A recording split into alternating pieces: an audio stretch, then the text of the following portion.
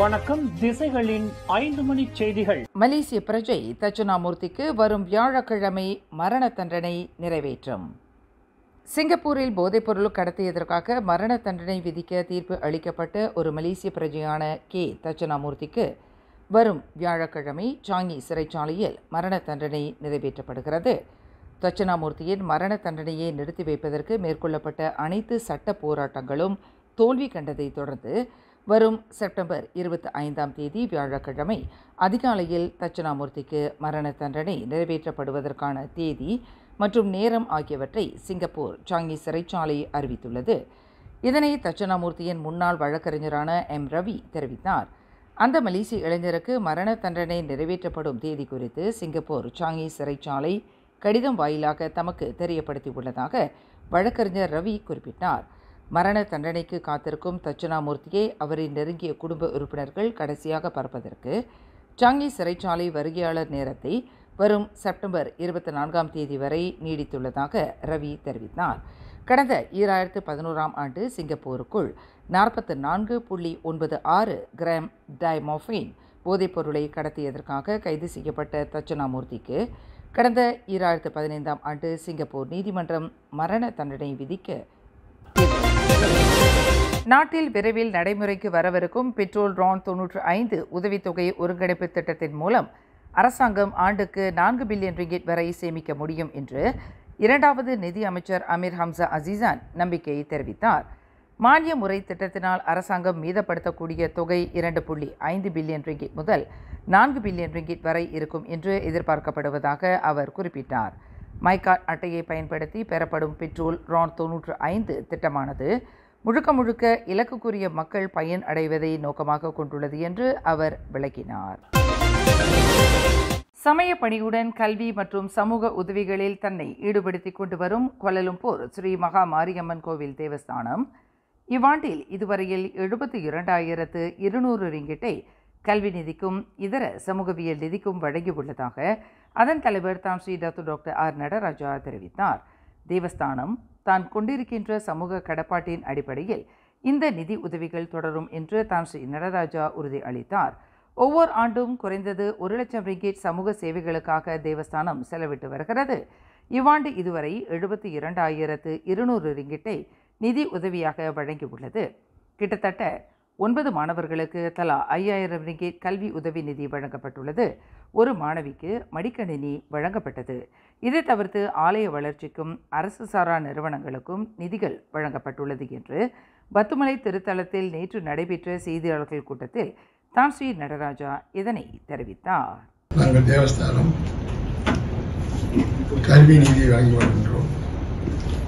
அதே நேரத்தில் எங்களால் இயன்ற உதவிகளையும் செய்து வருகின்றோம்.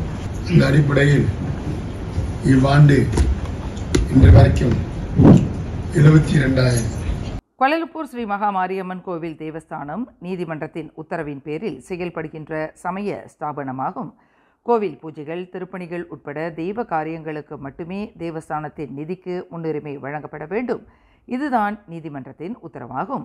இருப்பினும் தனக்கு இருக்கின்ற சமூக கடப்பாட்டின் அடிப்படையில் தேவஸ்தானம் கல்விக்கும் சமூக நற்காரியங்களுக்கும் நிதி உதவிகளை வழங்கி வருகிறது என்று தான் ஸ்ரீ நடராஜா தெளிவுபடுத்தினார்.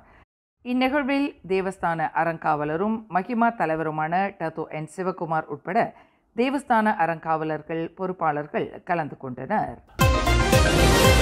ஸ்லாங்கூர் ராஜமுடா தங்கு அமீர் ஷாவிற்கு வரும் அக்டோபர் 2ஆம் தேதி திருமணம் நடைபெறவிருக்கிறது. ஷே அப்சா ஃபடினி டாக்டர் அப்துல் அசீஸ் என்பவரை ராஜமுடா கரம் பிடிக்கவிருக்கிறார். தமது புதல்வரின் திருமண வைபவம் குறித்து மேன்மை தங்கிய ஸ்லாங்கூர் சுல்தான் ஷரஃபுடின் இட்ரிஷா அறிவித்திருப்பதாக ஸ்லாங்கூர் சுல்தானின் அந்தரங்க செயலாளர் டாக்டர் முகமது முனீர் பானி ஒரு அறிக்கையில் இன்று தெரிவித்துள்ளார். மணமக்களின் திருமணம் கிள்ளான் இஸ்தானா அலாம் ஷா அரண்மனை பள்ளிவாசலில் நடைபெறவிருக்கிறது என்று அவர் குறிப்பிட்டுள்ளார்.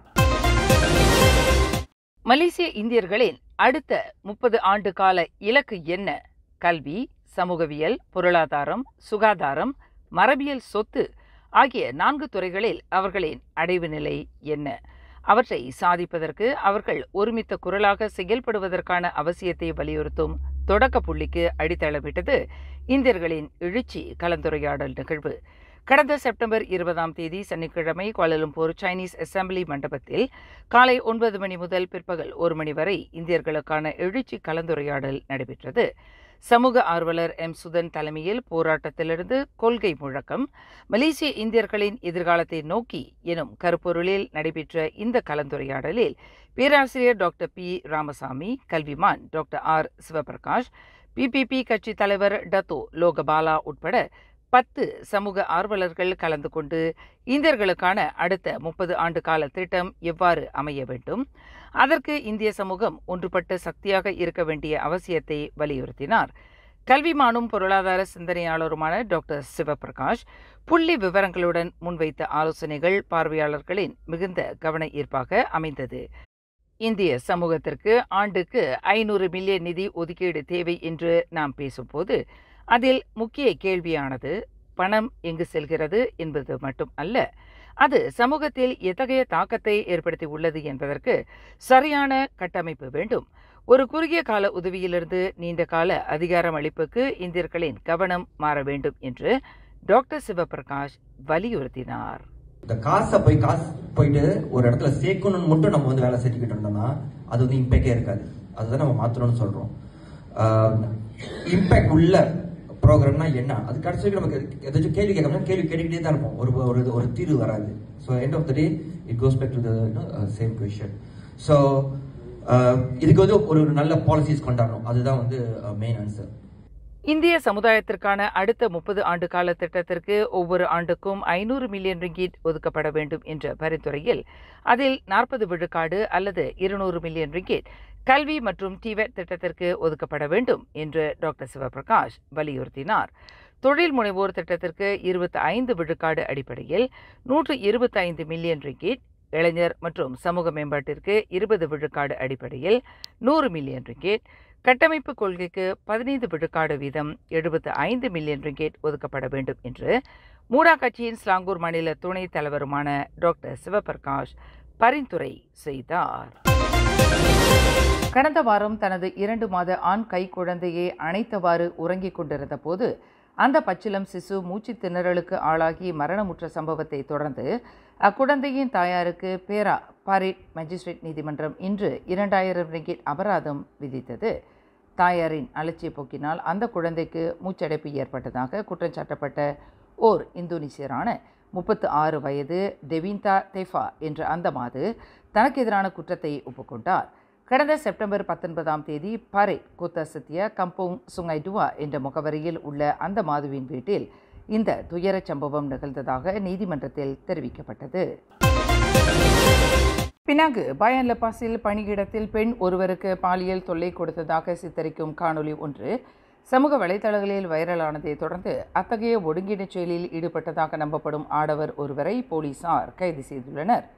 கடந்த செப்டம்பர் 19ஆம் தேதி மதியம் 12:17 மணிக்கு நிகழ்ந்ததாக கூறப்படும் இந்த சம்பவம் குறித்து அந்த பெண் பணிபுரியும் நிர்வாகம் அளித்த போலீஸ் புகாரை தொடர்ந்து அந்த ஆடவர் கைது செய்யப்பட்டதாக பினாங்கு பாரா டயா மாவட்ட போலீஸ் தலைவர் ACP சசாலி அடம் தெரிவித்தார். அந்த காணொலி தொடர்பில் புலன் விசாரணை மேற்கொண்ட போலீசார் அதே தினத்தன்று மாலை 5:58 மணியளவில் பயான் லபாஸில் உள்ள ஒரு நசிகண்டார் உணவகத்தில் அந்த நபரை கைது செய்ததாக குறிப்பிட்டார். சம்பந்தப்பட்ட நபர் தற்போது குற்றவியல் 509 பிரிவின் கீழ் தடுத்து வைக்கப்பட்டு விசாரணை செய்யப்பட்டு வருவதாக ACP சசாலி அடம் தெரிவித்தார். மேலும் செய்திகளை தெரிந்து கொள்ள கீழே இருக்கும் பெல் பட்டனை அழுத்துங்கள். உங்கள் மகிழ்ச்சியை வெளிப்படுத்த லைக் மற்றும் ஷேர் செய்யுங்கள். தொடர்ந்து திசைகளோடு இணைந்திருக்க சப்ஸ்கிரைப் செய்யுங்கள்.